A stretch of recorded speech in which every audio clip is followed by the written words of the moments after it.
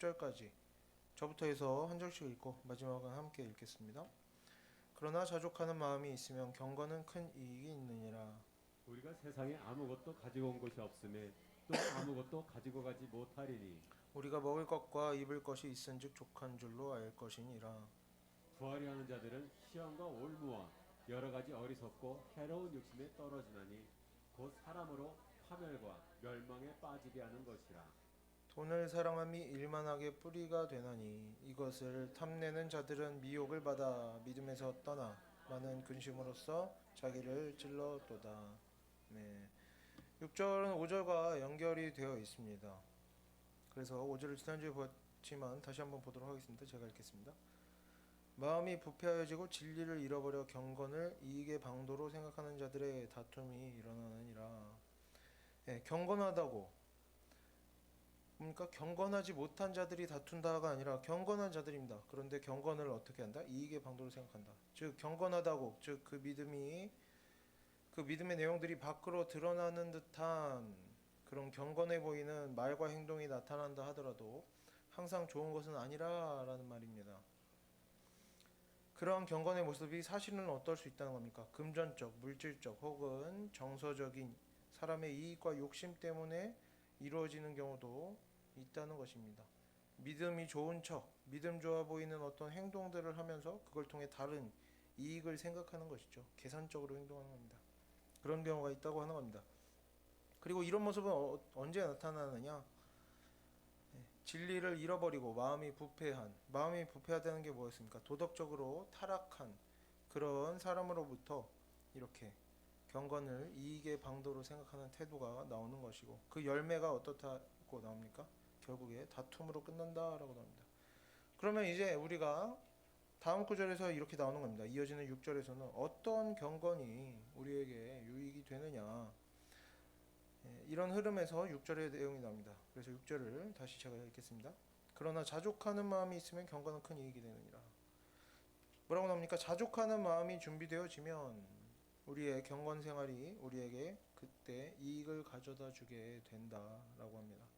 그러면 자족하는 마음은 무엇입니까? 물론 근데 우리가 여기서 이제 경건은 자족하는 마음만 있으면 된다 이렇게 생각해서는 안 되겠죠. 이제 에베소 교회 디모데전서의 배경, 에베소 교회 당시 상황이 경건을 어떤 이익의 수단으로 사용하는 사람들이 있었고, 그런 경건은 도움이 안 된다. 자족한다. 뭡니까? 이익의 도구로 사용하지 않고 자족하는 마음이 있어야 경건이 유익하다 이런 얘기를 하는 거겠죠. 그래서 자족하는 마음이란 뭡니까? 사도 바울이 말하는 자족이란 무엇인가 하는 내용이 7절과 8절에 설명이 됩니다. 7절과 8절을 함께 읽어보겠습니다. 우리가 세상에 아무것도 가지고 온 것이 없음에 또한 아무것도 가지고 가지 못하리니 우리가 먹을 것과 입을 것이 있은즉 족한 줄로 알 것이니라. 이러한 자족함의 내용, 7절과 8절에 나오는 내용은 뭐 흠잡을 데 없는 교훈입니다. 뭐 성경에만 나오는 교훈도 아니죠. 심지어 다른 세상 책들을 봐도 나오는 교훈입니다. 태어날 때 아무것도 가지고 나오는 것이 없고 죽을 때도 가져가는 것이 없으니 지금 먹을 음식이 있고 지금 입을 옷이 있으면 족한 줄을 알아라. 다른 책들에도 나오죠. 뭐 불교에서도 무소요 이런 책이 나오는데. 하지만 이제 내용을 보면 이것이 지금 당장 쓸 것 빼고는 다 처분해서 헌금하고 뭐 하루살이 마냥 하루하루만 생각하면서 살아라. 그날 먹을 것을 그날 벌어 살아라. 뭐 저축하지 마라. 미래를 위한 아무 대비도 하지 마라. 그것은 뭐 믿음이 없는 것이다. 일용할 양식을 주옵소서 하면서만 살아라. 이런 의미냐? 그렇지는 않다는 겁니다. 우리가 조금 더 그리고 생각해 보면 또 이런 생각도 할 수가 있습니다. 자족하는 것이 하나님의 말씀이고 순종해야 하는 것이면 어떻습니까? 어떤 상황에든 자족할 줄 알아야지. 왜 먹을 걸 음식이 있어야만 자족하느냐? 입을 옷이 충분해야만 자족하느냐? 질문을 던져볼 수 있는 겁니다. 정말 자족하는 건 뭡니까? 굶게 되면은 굶는 것에 족한 줄 알고, 입을 옷이 없어 추위에 떨게 되면 추위에 떠는 일이 족한 줄 알아야 정말 자족하는 것이겠죠. 그래서 질문을 던져보는 겁니다. 왜 음식이 있고 옷이 있은 후에야 만족함을 가지느냐? 물론 이런 질문은 현실적인 적용을 위한 질문이라기보다는 본문의 의미를 제대로 알기 위해서, 좀 더 잘 이해하기 위해서 탐구하는 과정에서 던져보는 질문이 되겠죠. 그래서 성경에서는 이렇게 정해놨으니 우리가 생각을 좀 더 해보는 겁니다. 먹을 음식이 없으면 어떻습니까? 배가 고프죠. 예. 그런 어떤 우리의 욕심을 자극하는 자극들이 있는 겁니다. 뭔가 먹고 싶다, 뭔가 하고 싶다라는 마음을 만들어내는 겁니다. 먹을 것이 없으면 배가 고픕니다. 입을 옷이 없으면 추위와 부끄러움에 시달리게 됩니다. 뭐 이런 거죠. 간지러우면 긁고 싶은 거죠. 간지러우면 긁고 싶고 배가 고프면 음식을 먹고 싶듯이 이런저런 결핍이 생기면 이제 고통이 생기고 욕구가 생깁니다. 그 고통을 해결하고 싶은 마음, 어떤 이익을 취하고자 하는 마음, 더 많은 음식을 가지고자 하는 그런 마음, 즉 일종의 욕심이 우리에게 생기게 되는 것이죠. 결핍은 욕심을 만들어냅니다. 그래서 배가 고플 때 음식이 눈앞에 있으면 막 맛있어 보이는 음식이 있으면 우리가 어떻습니까? 실수할 때가 있죠. 좀 기다렸다 먹어야 되는데 뭐 먼저 먹어버리고 뭐 그런 것들이 있습니다. 많이 또 어떤 것들이 있습니까? 많이 피곤한 상태일 때 쉴만한 자리나 쉴만한 상황이 생기면 뭐 그럴 때면 사람이 실수하는 겁니다. 어떤 욕구가 있을 때 뭔가 결핍되어 있고 그것을 채우기를 바랄 때 실수하게 되는 거죠. 평소에는 그렇지 않던 사람이 이기적으로 행동하게 될 때도 있는 것이고 그러다 보니까 서로 배고프거나 피곤하고 지치고 이제 예민하고 짜증이 나고 이럴 때 서로 간에 부끄러운 일이나 마음 상하는 일이 생기고 다툼이 생기고 이런 일들이 생기는 겁니다.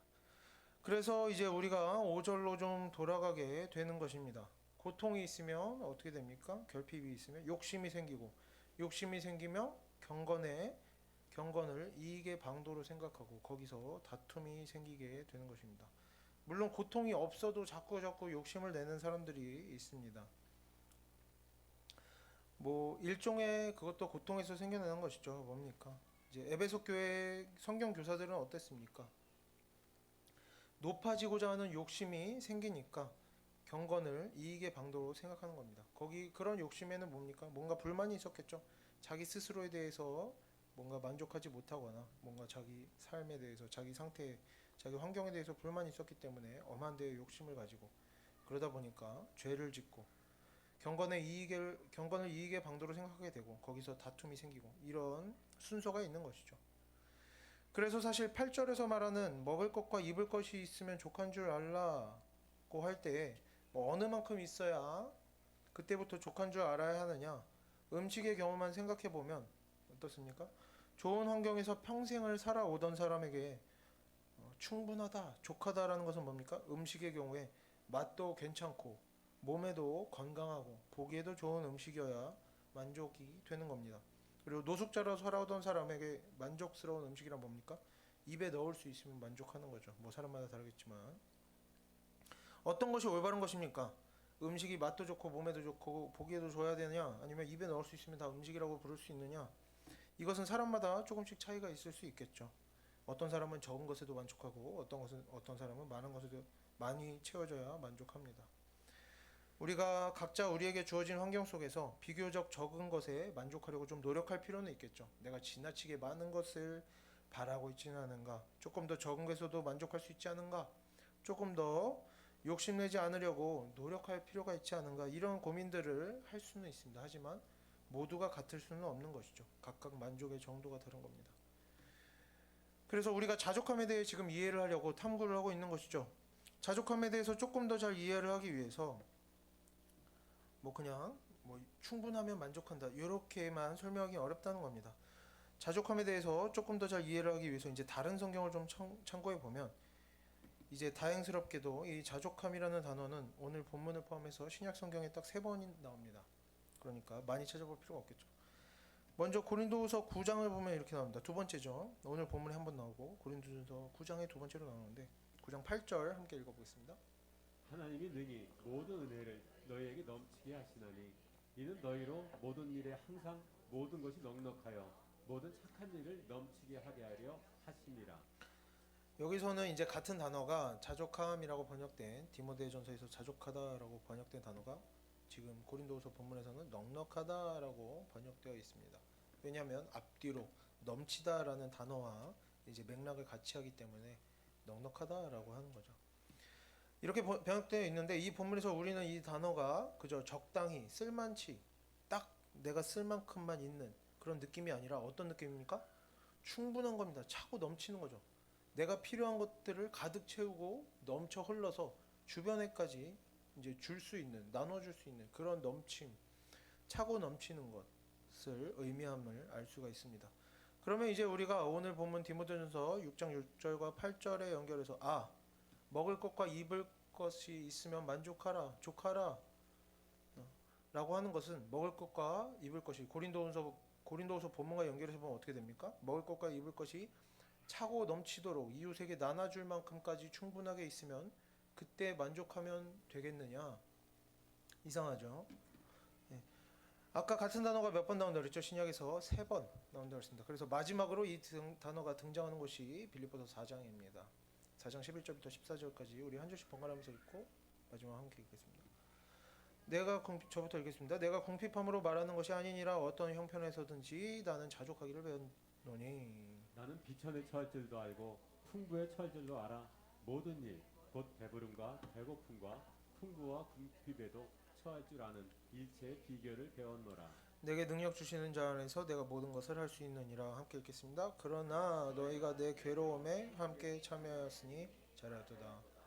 여기서 똑같이 자족이라는 단어로 자족이라고 번역이 되었는데 이제 이 빌립보서 본문에서 자족함이 어떤 의미를 가지느냐? 사도 바울은 자신이 자족함을 배웠다라고 설명합니다. 그러면서 어떻게 말합니까?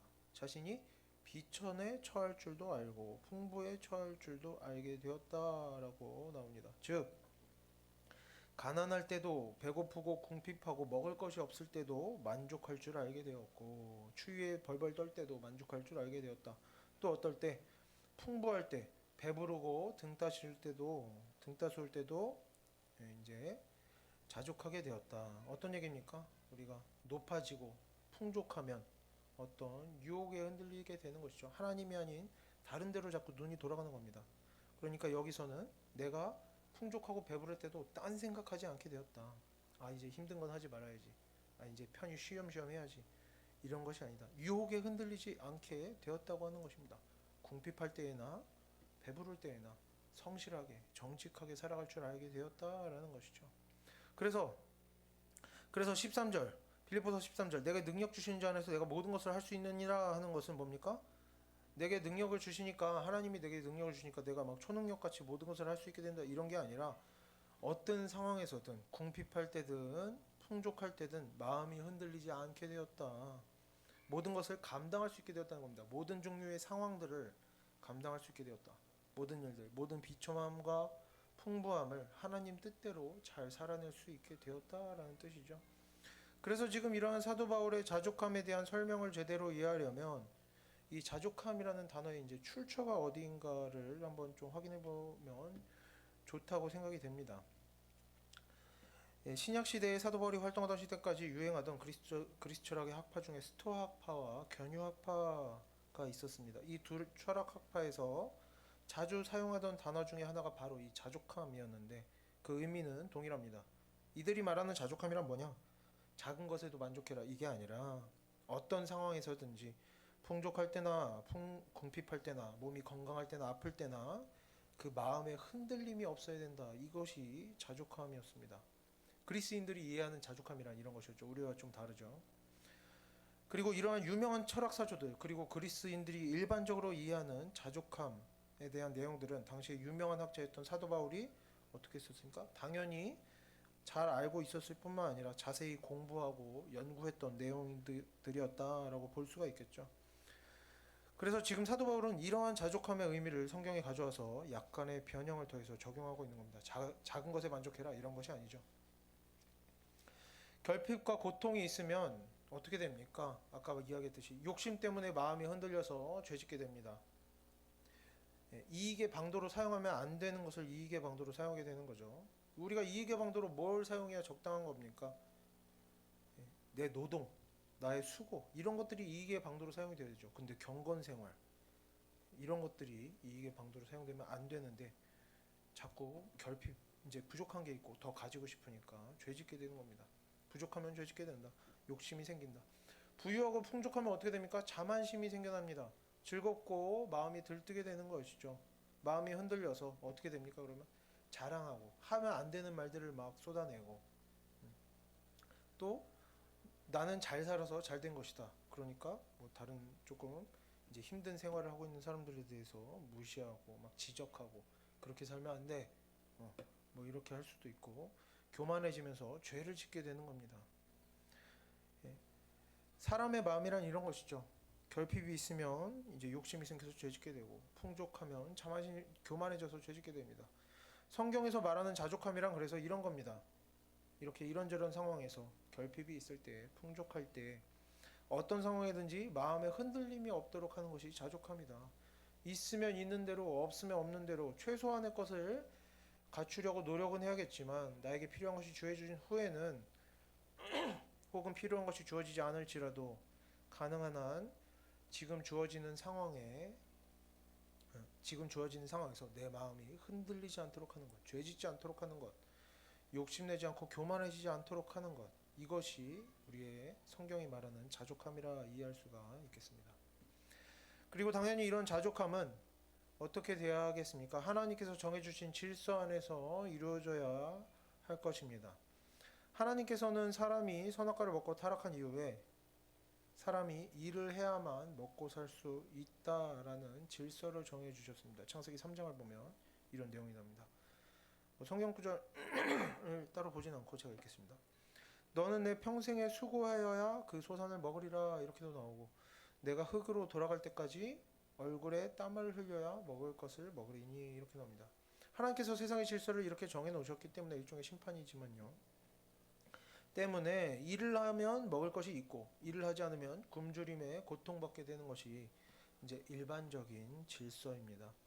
우리가 부자 될 욕심이 있는 것은 아니라도 꼭 욕심, 꼭 우리가 돈 욕심 때문만이 아니라 먹고 살기 위해서는 우리의 최소한의 노동을 감당해야 할 의무가 있는 것입니다. 우리가 노동을 할 수 있는 능력이 있다면 노동을 해야만 한 사람의 몫을 감당을 하는 것이죠.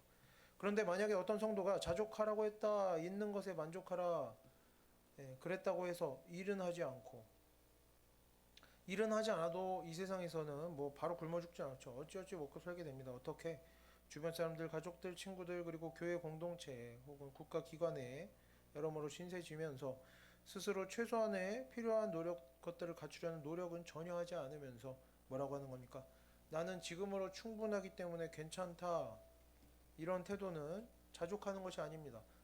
적은 것에 만족하는 것이 자족하는 일일 수가 없는 것이죠. 그래서 이런 태도, 자신이 노력도 하지 않으면서 그냥 만족한다고 하는 이런 태도는 자족하는 것이 아니라 일은 하기 싫고 굶주린 배는 채우고 싶어하는 이기적이고 게으른 악한 태도라 할 수가 있겠습니다.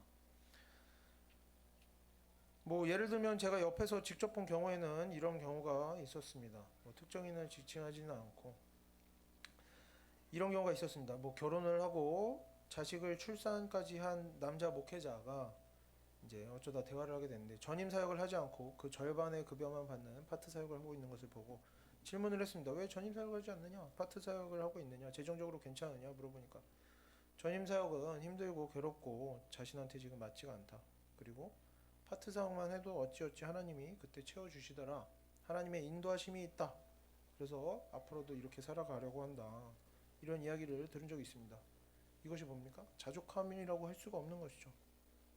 어떤 이런 것들은 좋지 않은 태도라고 할 수가 있겠습니다. 내가 감당할 일들이 있으면 그에 대한 책임을 다하는 것이 이제 하나님께서 기뻐하시는 일이지. 뭐 조금만 있어도 만족한다. 그러니까 더 구하지 않겠다. 이런 것들은 이제 문제가 있다고 할 수가 있겠습니다. 부양할 가족이 있고 사지 멀쩡하고 일할 능력이 있는데도 하지 않으면 그것은 이기심이고 게으름이고 악한 마음이고 하나님 앞에 죄짓는 일이라 할 수가 있겠습니다. 물론 이런 경우도 있습니다. 부양할 가족이 있는데 그 마음이 너무 심약해서 이제 정상적인 노동을 하기가 어려워서 절반의 급여만 받는 그런 일들이 내가 할 수 있는 최대한이라면 악한 것은 아니지만 어떻겠습니까? 자신의 그릇을 헤아리지 못하고 가정을 꾸린 것이겠죠. 자신의 어리석음이 여러 사람 괴롭게 만들었다라고 할 수가 있습니다. 그래서 뭐 악한 마음 때문에 그렇게 하든지 어리석음 때문에 그렇게 하고 있든지 이러한 경우에 우리가 무작정 구제를 하고 도움의 손길을 내민다면 그 사람이 할 의무를 다 하고 있지 않은데도 구제의 손길을 내민다면 이런 사람을 돕는 우리에게도 문제가 있는 것이라 할 수가 있는 것이죠. 이런 것은 자족함도 아니고 도와주는 것도 아닙니다. 둘 다 문제가 있는 것입니다. 이 사람에게 필요한 것은 물질이 자기의 의무를 다하지 않고 그냥 지금으로 만족하는 그런 사람들에게는 물질이 제공되어지고 배고픔이 해결되어지는 것이 필요한 것이 아니라 뭡니까? 자신의 생각과 마음을 돌이키도록 만드는 변화의 기회가 필요한 것이죠. 차라리 배고픔에 굶주림에 고통받더라도 그것이 변화의 기회가 될 수 있다면 선한 것이라 할 수가 있습니다. 당장에 먹을 것이 없어서 굶주리고 괴로운 상황에 방치되어져서라도 일을 하지 않으면 먹고 살 수 없다. 가정을 돌볼 수 없다. 가정을 이뤘으면 책임을 져야 한다. 이러한 깨달음이 생겨나도록 해야 하는 것이 선한 일이라 할 수가 있겠습니다. 그래서 만약에 이런 사람이 주변에 있다면 도움을 주는 일에 있어서 조심스러운 태도가 필요하겠습니다. 무조건 돕지 말라 이런 것은 아니죠. 어떻게 악한 삶을 살던 사람이 한 번에 선해지겠습니까? 도움을 받고 사랑을 받고 복음을 받아들이는 시간도 필요하겠지만 뭐 어떤 식으로든 도움을 주게 되더라도 엄격하게 지도하고 훈계하는 일이 함께 이루어져야만이 하나님께서 주신 자원과 시간이 낭비되지 않도록 하는 하나님께서 보시기에 선한 일이라 할 수가 있겠습니다. 그래서 자족함과 관련해서는 이렇게 그냥 작은 것에 만족하면서 한다. 이것이 그냥 선한 것이다. 이런 일이 아니라는 거죠. 야고보서 4장 17절에는 이렇게 나옵니다. 사람이 선을 행할 줄 알고도 행하지 아니하면 죄니라. 우리가 악한 일을 보고도 방치하고 모른 척하고 심지어 대충 도움을 주면서 그런 자기 자신의 스스로 자기 자신의 한 몸조차 책임지지 않는 사람을 대충 도움을 주면서 도움을 베푸는 자기 자신이 선하다 이렇게 생각하고 만족한다면 이 또한 악한 일이 될 수가 있는 것입니다. 그래서 우리가 이렇게 자족함에 대해서 여러 가지 오해할 만한 내용들로부터 이제 벗어나서 하나님께서 정해주신 질서 안에서 우리가 할 일을 하면서 어떻게 해야 된다는 거니까 풍족하면 풍족한 대로 부족하면 부족한 대로 마음에 흔들림이 없이 말로나 행동으로나 죄 짓는 일 없이 정말 하나님의 인도하심을 믿고 의지하는 마음으로 우리가 자족하는 마음을 가지고 살아갈 수 있게 되었으면 좋겠습니다. 그래서 넘어가서 9절을 보겠습니다. 9절 함께 읽겠습니다. 9절 없나요? 두하려 하는 자들은 시험과 올무와 여러 가지 어리석고 해로운 욕심에 떨어지나니 곧 사람으로 파멸과 멸망에 빠지게 하는 것이라. 일단 이 구절은 부자를 전부 욕하는 것은 아니죠. 재산을 많이 가진 것을 문제 삼고 있는 것이 아니라 지금 가진 것이 많던지 적던지 상관없이 물질적인 것들을 자꾸만 더 많이 가지고자 하는 욕심을 가진 사람들에 대해서 이야기하고 있습니다. 그리고 당연히 여기서 말하는 물질적인 욕심, 즉 부하려 한다라는 것은 먹고 사는 문제를 해결하기 위해서 애쓴다라는 것과는 구별이 되어야 하겠죠. 생계를 해결하려는 것은 욕심이 아니라 의무에 더 가까운 것입니다. 의무와 책임에 더 가까운 것이죠. 하지만 이제 먹을 것이 충분한데 생계가 호화스럽지는 않아도 어느 정도 해결이 되어 있는데도 욕심이 끝이 없는 사람들, 뭐 공동체 생활을 하면서 조금이라도 손해보는 일에 질색하는 사람들, 다른 사람들이 나보다 더 이익을 보는 일에 시기 질투하고 비난하고 지적하고 하는 사람들, 그리고 비물질적인 것에까지 확장을 해보면 공동체 생활을 하는 중에 뭐 누가 좀 나보다 잘나 보인다거나 이러면 불만을 가지고 이제 거기서 잘못된 것을 찾으려고 하고 어떤 일이 조금이라도 자신이 잘못한 것처럼 되거나 자신이 수고한 것을 알아주지 않는다거나 자신이 충분히 대접받지 못한다 여겨질 때 서운하게 여기고 불만을 품고 예민하게 반응하는 이런 사람들이 이렇게 계속해서 자신의 이익에 끝없이 욕심을 내는 사람들이라 할 수가 있겠습니다. 나에게 지금 막 내가 굶주림에 시달리는 그런 상태가 아닌데도 내가 무시당하고 모욕당하고 있는 그런 상태가 아닌데도 왜 저 사람이 나보다 더 낫지? 하면서 부러워하고 시기 질투하고 이러면 욕심이 끝이 없는 것이겠죠. 그리고 다른 사람을 시기 질투하지 않더라도 계속해서 내가 모욕당하고 있는 상황이 아닌데 더 대접받아야 돼. 내가 더 높임받지 못하는 것에 불만을 품고 뭐 자랑하고 교만하게 굴고 이런 것들 다 비슷한 욕심이겠죠. 그래서 이렇게 물질적으로나 정서적으로 욕심이 끝이 없는 사람들이 어떻게 되는가? 먼저 이들에게는 뭐라고 나옵니까? 구절을 보면 시험이 찾아온다. 뭐 주기 때문에도 시험에 들게 하지 마옵시고라고 나옵니다. 왜 이런 기도가 나옵니까? 어떤 인생에든지 선하게 살든지 악하게 살든지 누구에게든지 시험은 찾아온다라는 것입니다. 하지만 그럼에도 사도 바울이 부하려 하는 자들은 시험 당한다라고 적은 것은 뭡니까? 가만히 있어도 사람의 악한 본성 때문에 시험이 있는 것이 시험을 당하는 것이 사람의 인생이지만 부하려 하는 자들, 물질적으로 욕심을 내는 사람들에게는 더 큰 시험이 많이 생기게 된다라는 것입니다. 시험이 뭐냐? 시험이 뭡니까? 시험은 원어로 보면 간단하게 유혹과 같은 것이다. 동일하다라고 생각을 하면 되겠습니다. 뭐 조금 더 자세하게 살펴볼 내용이 있긴 하겠지만 오늘 주제가 아니기 때문에 이 정도로만 이해해도 충분하겠고, 시험은 유혹이다. 유혹이란 뭡니까? 시험이 많다는 것은 뭡니까? 어떤 상황에서 이런 생각을 하는 겁니다. 죄를 지을까 말까? 이게 나쁜 짓인데 할까 말까? 악한 일인 줄 아는데 할까 말까? 이런 고민들을 하면 이제 시험에 드는 상황에 처한 것이죠. 이건 선한 일이지만 나한테 이익이 안 되는데, 손해인데, 불편한데, 힘든데 안 해도 되지 않는가? 이런 생각들이 자주 찾아오는 겁니다. 특히 누구에게 자주 찾아온다? 욕심이 많은 사람들에게는 훨씬 더 자주, 훨씬 더 강렬하게 찾아온다는 것이죠. 그리고 이러다 보면 자꾸만 이런 생각들에 사로잡히다 보면, 이렇게 저울질하다 보면 어떻습니까? 당연히 자주 마음이 흔들리고 자족하는 마음을 잃어버리는 겁니다. 선을 멀리하고 죄를 가까이 하게 되는 것이죠. 그러다 보면 하나님과 멀어지는 일들이 더욱 자주 생겨날 수밖에 없는 것입니다. 그러다 보니까 지금 디모데전서에서 계속 어떤 이야기가 나옵니까? 믿음을 잃어버린다. 믿음을 잃어버릴 수밖에 없게 되는 것이죠. 욕심이 우리의 믿음을 잃어버리는 상황까지 우리를 몰아가는 겁니다. 정해진 물질의 양을 여러 사람이 나눠야 할 때 내가 어떻게 더 많이 가질까? 또 어떤 사람들이 희생이 필요할 때면 내가 어떻게 덜 희생할까? 덜 수고할까? 덜 손해볼까? 누군가가 어떤 문제에 대해서 책임을 져야 하는 일이 있으면 내가 어떻게 덜 비난당할까? 책임을 회피하고 어떻게 다른 사람에게 책임을 돌리고 다른 사람을 더 비난할까? 어떻게 저 사람 잘못으로 만들까? 그러니까 자꾸 생각이 되는 거죠. 저절로 나는 이러이러해서 잘못이 없고 저 사람은 이러이러해서 다 저 사람 잘못이다. 이런 식으로 생각이 자꾸 되는 겁니다.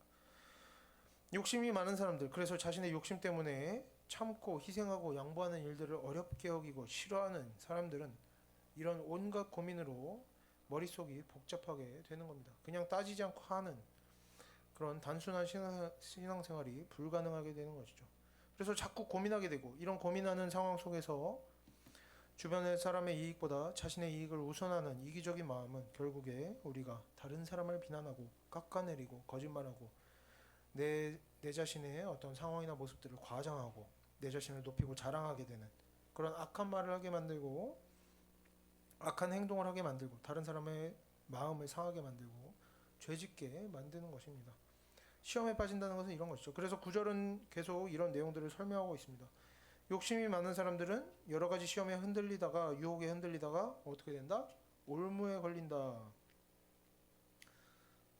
올무라는 단어는 덫이나 올가미를 뜻하는 단어입니다. 즉 욕심은 우리가 사단의 유혹에 끌려가도록 만듭니다.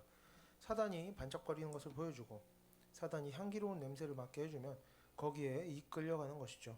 욕심이 있는 사람은 거기에 이끌려갑니다.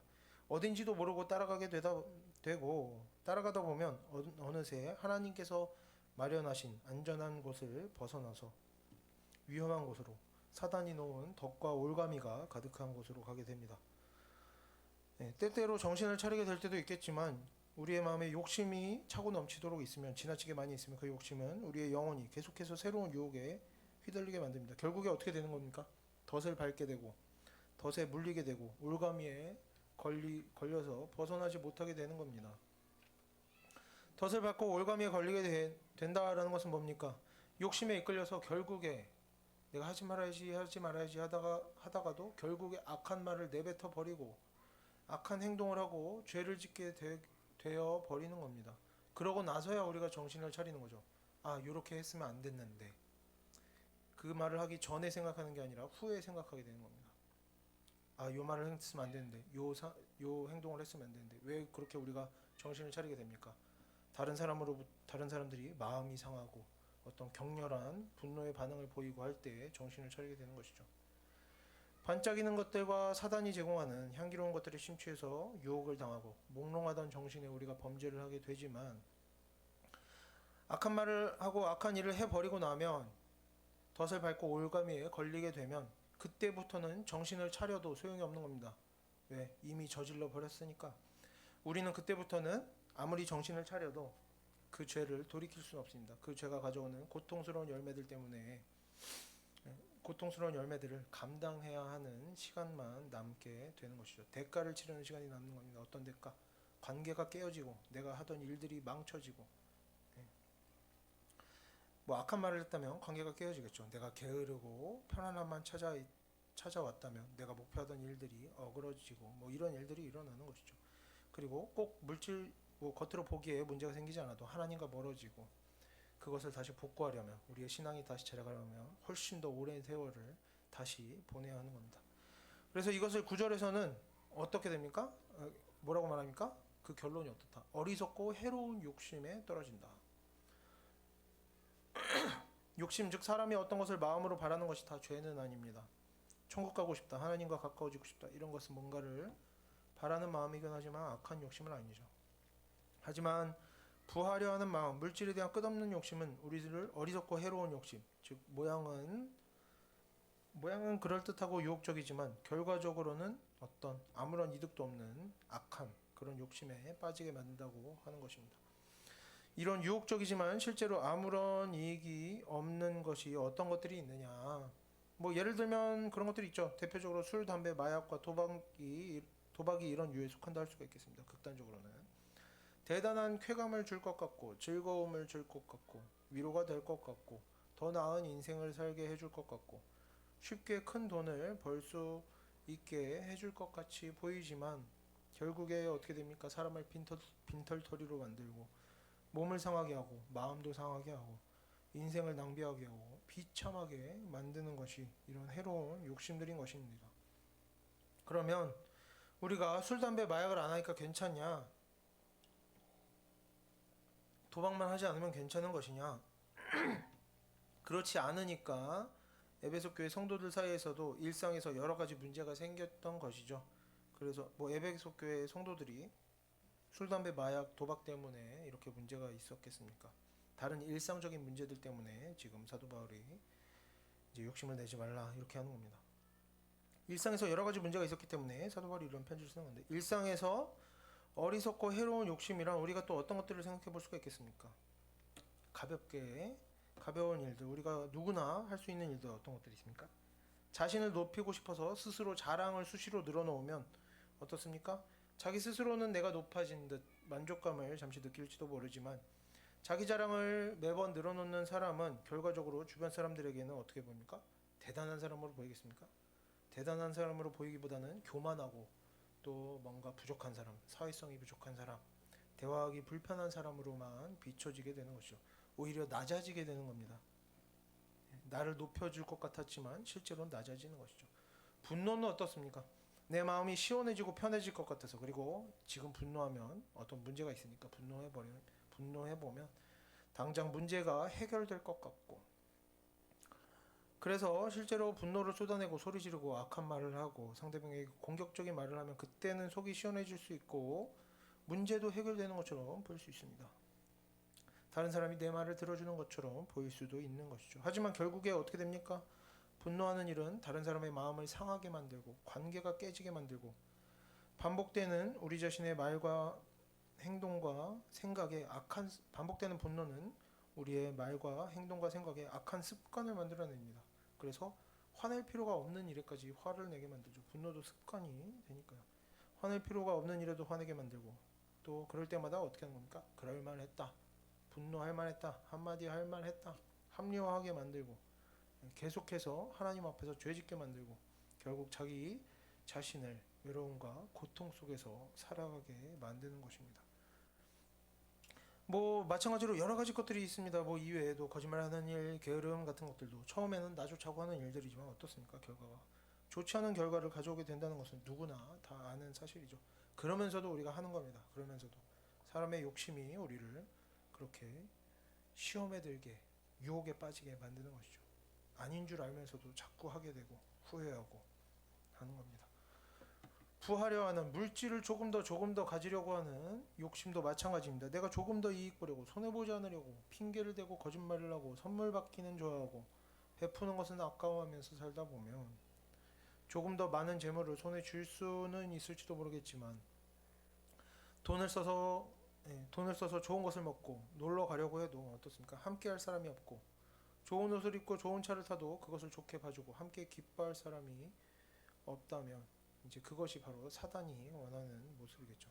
사단이 주는 욕심들은 이렇게 우리를 유혹하여 덫으로, 올가미로, 그리고 멸망으로 이끌고 가고 결국에 아무것도 남는 것이 없도록 만드는 것입니다. 그래서 이렇게 욕심은 사람을 시험에 들게 하고 마음이 흔들리게 하고 자족함을 잃어버리게 만들고 유혹에 넘어가게 만들어서 9절 마지막에 보면 뭐라고 합니까? 파멸과 멸망에 빠지게 한다. 여기서 본문에서 파멸과 멸망 두 단어는 의미상 뭐 차이가 없다고 보면 되겠습니다. 둘 다 성경에서 믿음이 없거나 믿음을 가지고 있다가 잃어버려서 지옥에 떨어지게 되는 일들을 설명할 때 사용되는 단어입니다. 결국에 마지막에 뭡니까? 지옥에 가게 된다라는 것이죠. 사도 바울은 사람의 지나친 욕심이 스스로 어리석고 해로운 일을 하도록 만들고 결국에 멸망에 이르게 되고 믿음을 잃어버리게 되고 하나님과 멀어지고 지옥에 떨어지게 된다. 이렇게 설명하고 있는 겁니다. 이제 넘어가서 10절을 보도록 하겠습니다. 함께 읽겠습니다. 사랑하니 일만하게 뿌리가 되나니 이것을 탐내는 자들은 미혹을 받아 믿음에서 떠나 많은 근심으로써 자기를 찔렀도다.